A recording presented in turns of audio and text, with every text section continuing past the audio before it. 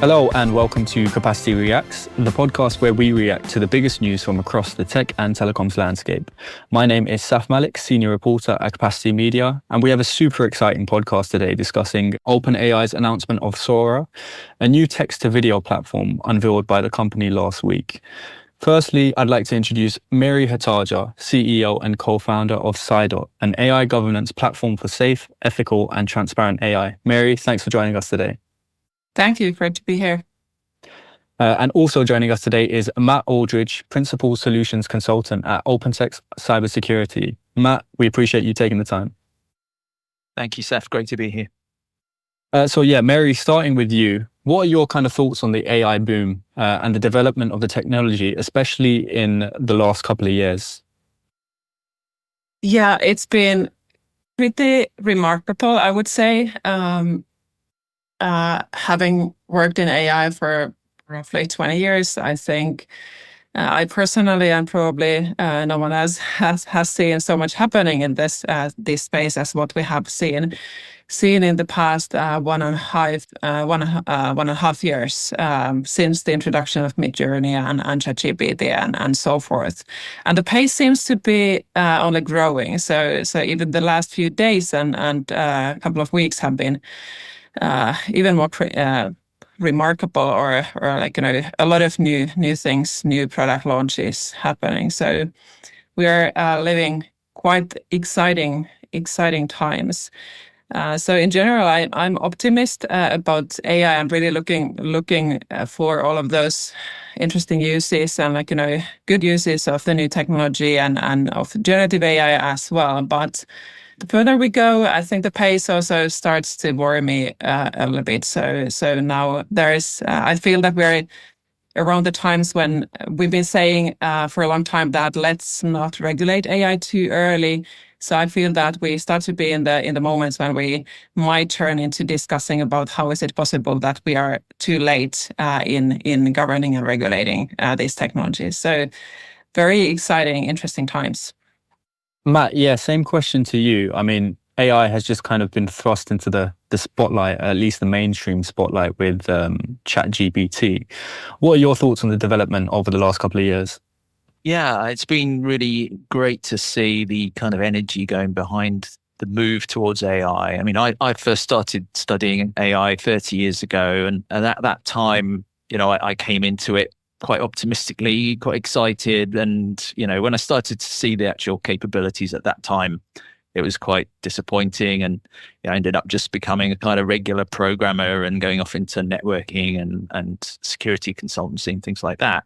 But then, over time, we found the real uses for machine learning and how that can be transformative in itself. And within our company, we've been using it for many, many years now to do things like classify malware and to actually classify all the URLs on the internet, for example. So, when you get a child protection solution or a security solution protecting users on the web, a lot of that classification's been done automatically using machine learning technology. So it's been around for a long time, and we've kind of got used to a lot of those capabilities. And it's only really caught people's imagination when they start to see that more kind of human-like behavior of these more recent generative AI models like ChatGPT, where you're starting to actually be able to really interact with the machine on a level that you feel comfortable with.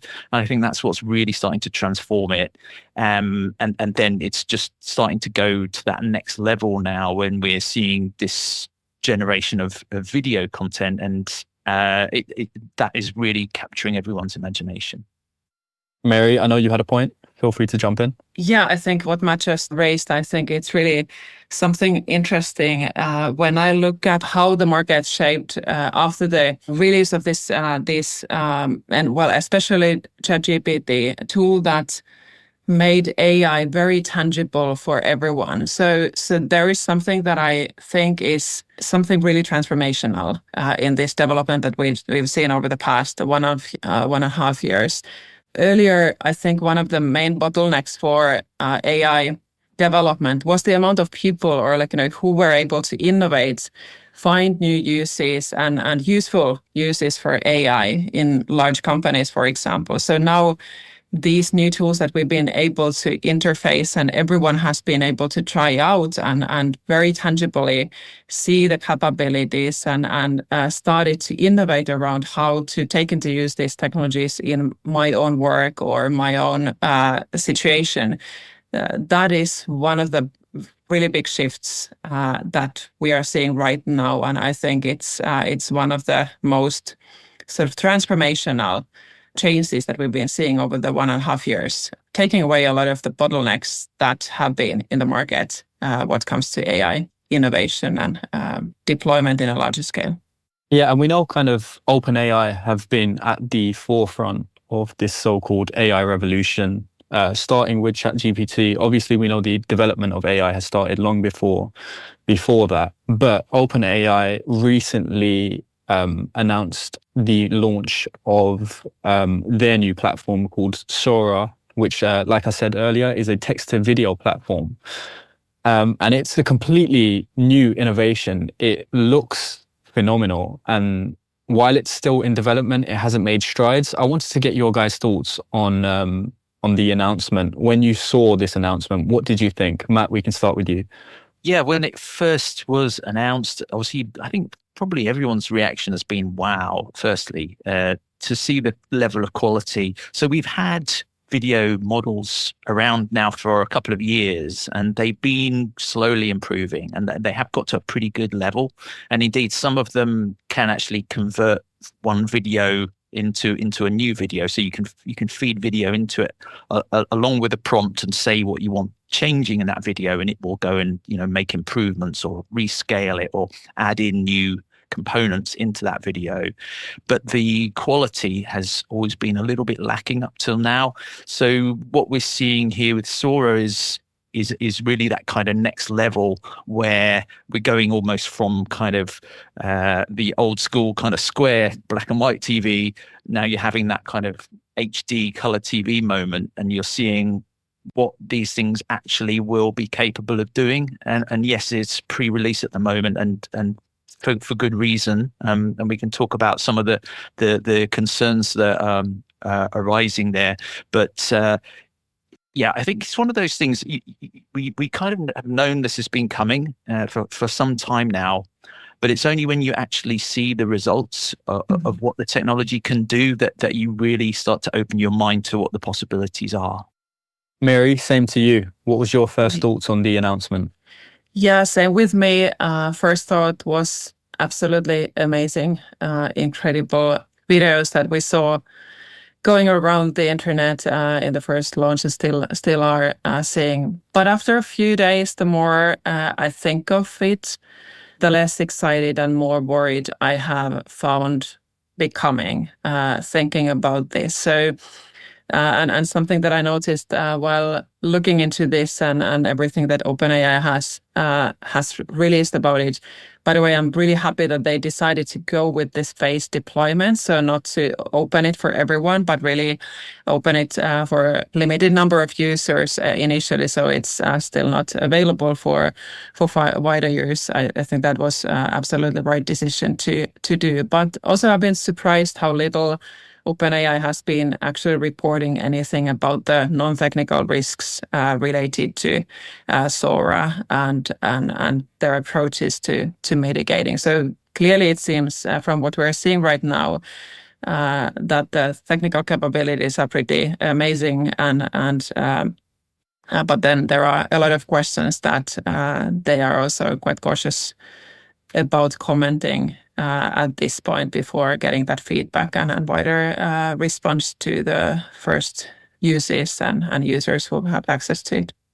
Yeah, Meeri, you kind of echo kind of what a lot of people are saying within the industry. When the news announced, I was garnering responses on LinkedIn and Twitter, and they were saying, this is great, but I mean, it obviously raises some ethical concerns. How concerned should we be in the tech industry about platforms like this, and kind of this AI boom is taking us into so many different directions with the release of this platform? Should we be worried moving forward? First time I find myself thinking that, okay, would this be now a good time for that that pause, AI pause, or taking a little bit slower on this one. But definitely, I think there are way too many open questions regarding the risks and its impact, especially now in the election years. All the questions that we already have related to deepfakes. I think Sora is centrally a deepfake creation platform. I would love to hear other opinions of that one, but I think it's not only about persons, but in general about the world, and it will have a huge impact on our perception about the world around us. So these are huge questions that have very little answers at this point. So I definitely think we should be very considerate about what is the right time to actually open it for wider and have a wider discussion with the policymakers and OpenAI and researchers about these difficult questions. I totally agree there with Meeri, and we've been talking about the impending threat of deepfakes for some time, and actually even just recently in the last few weeks we've heard about a successful business email compromise attack, effectively, that was enabled by deepfake video. So they invited a financial manager onto a Teams call or a Zoom call. I don't know exactly the details, but it was a guy in Hong Kong. They invited him onto a call, and he, as far as he knew, he was having a meeting with his CEO and his colleagues. But all of the other people in that meeting had been deepfaked, and he was completely convinced. Even though he came into that meeting with suspicions because he'd received an email that he thought was maybe suspicious, once he was on that meeting and he could see those people talking to him, he believed it, and he transferred $25 million to the criminals. And so we are now in that era where deepfakes are incredibly dangerous. And like Meeri says, tools like this are great enablers. I think they are the dream of people who want to create deepfakes, because it just makes their lives that much easier. So that's why OpenAI are being quite responsible, and they've got red teams in place that are basically trying to attack their own product before they release it. That's what a red team does. It's like a resource you bring in or you have in house, and their job is to try and find the weaknesses and the vulnerabilities in the system, a piece of software or piece of equipment, or in this case, this new large language model, a large image model or video model. And what they're doing is trying to find ways around the controls that have been put in place. So OpenAI are, straight away from the beginning, have the realization that this could easily be abused. So they want to make sure that copyrighted materials aren't going to be brought into the system, that they are not going to be used to do recreate false images of real people who haven't consented for that to happen, and things like that. So there's going to be some time where some toing and froing, I think, between people in the red team succeeding to achieve things that shouldn't be allowed or the system shouldn't be capable of, and then OpenAI going back and try to fix those and plug those holes. But like Meeri says, we do need that broader conversation to say, well, what actually should be allowed with these kinds of systems? What kind of controls should there be in place across the board, no matter who the company is that's creating this solution? And we are starting to see, the initial attempts of governments around the world to come together and start to put down some regulations about this. OpenText, my company I work for, we were the first company to sign up to the agreement in Canada about AI ethics, and so we're absolutely on board with that. And it is something that will need to keep evolving and keeping pace with these new developments, because the last thing anybody wants to do is stifle innovation, but at the same time there's huge kind of safety and security implications that we need to cover off as well. By the way, talking about these policies and regulations, I suspect the approach and the deployment might be result, or at least it's very much in line with the voluntary AI commitments that White House did with these large AI labs who are developing these models like OpenAI, and there was this red teaming as one of the first commitments to do so. So good to see that it seems to be working, at least in this case now what we have heard about Sora. What I'm happy is that in EU we are also seeing response to also something that concerns Sora or deepfakes in general, and these general purpose systems and models that Sora also are going to be regulated with the EU's AI Act specifically, and there will be a lot of very meaningful requirements for OpenAI and other providers of these models, but also requirements to, for example, disclose specifically any deepfake type of content so that people who are using or consuming this kind of content know that it's deepfake. But definitely, I think the whole question of how to regulate, how to govern deepfake and these kind of systems is something that we need to continue developing and having more discussions. We learn all the time so much new about these systems and their capabilities that the regulation and all governance needs to really go hand in hand and be iterated as we learn more. Yeah, very interesting points there surrounding regulation, and it's going to be a topic to watch out for moving forward. We know that businesses are already using AI, but of course the technology is still developing rapidly. What do you think are some of the best practices and guidance for companies planning to use tools like Sora? Matt, we can start with you for this one. Yeah, I'd say first of all, make sure you have a policy in place. So a policy of giving guidelines to your employees and contractors to say what they can and cannot do with these types of technologies. So that does need some research and some time taken to come up with what that should look like, specifically framed for your organization. And it is important that, some organizations or businesses will need a bit more flexibility and maybe take a slightly higher risk approach to achieve their goals. But they need to do that with kind of awareness ahead of time. And then others will need to take a much more cautious and slow approach to adoption because of the perhaps sensitive nature of what they're doing. The key things are to ensure that any intellectual property or personally identifiable information is protected and that it isn't fed into public systems in a way that it could become effectively training data for those kinds of systems, or that it could be effectively make that data vulnerable to different kinds of attack. So yes, definitely being proactive about having policies and getting those right before you jump head first into using these new generative AI systems. Meeri, over to you. What do you think businesses can do to stay safe using AI?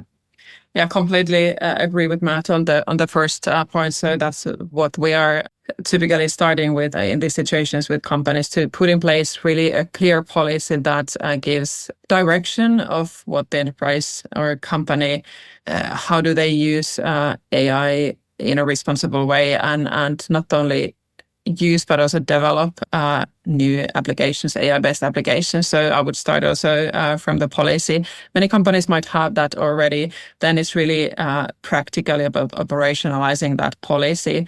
Now, at this point of time, when we're seeing a lot of new policy initiatives and regulations coming up and actually starting to influence the market, it's really critical to look at your whole AI portfolio, the tools that you have built yourself or taken into use from third parties, and do that inventory, understand how do these different use cases interface or relate to different regulations, and see, for example, are some of those use cases even prohibited or not allowed in some of the regulations. So this inventorying the uses and the planned uses is really important to gain that visibility into the plans and establish a ground for good systematic governance. And then I would really encourage putting in place a clear governance that have to include risk management, identifying what are really the risks in my context of using Sora or any other generative AI tools. Have use evaluations to understand the scale of the risk, not only understand the capabilities of these systems, but also the different safety aspects, biases, toxic content generation, and so forth. And based on that one, start identifying what are the ways to mitigate and treat these risks in a way that we can hopefully then manage the risk in a sufficient level to be able to take the use cases or AI systems into practically into use. But I can't highlight enough the importance of risk management and tying systematic evaluations of the capabilities and safety aspects of these models. Last point I would raise is really the third-party perspective. There are huge dependencies that a lot of companies and organizations are building while taking into use third parties pre-trained models. So make sure that you pay attention to the third-party relations and third-party risks, understand the terms, conditions that come with the models, and are able to really follow the performance, understand how the systems develop, models, capabilities, and performance develop over time, and also comply with those requirements that are coming from the contracts with these third parties. So that would be my recipe for taking to Sora or any other generative AI system. Guys, I know we've spoken a lot about the risks and the ethics, but we should still be excited about AI, right? Meeri, starting with you. Yeah, that's still the mood that I also have. So I think it's and in all of this discussion, it's really becoming very clear that as a technology, it's not good or bad, but it's really about how do we use it, and if we use it in a good way, actually see the impacts and mitigate the risks related to these new systems and technologies. We should be excited about it. And Matt, your thoughts, excitement levels moving forward? Yeah, it's a super exciting time. It's a great time to be enjoying technology, but of course we have to take a step back and make sure we're not jumping in headfirst to something that's going to cause big problems. So yeah, getting that balance is absolutely key. It's interesting looking back. I mean, 2021 PwC came out with a report saying that within 20 years, almost a third of jobs in the UK will have been automated through technology like this.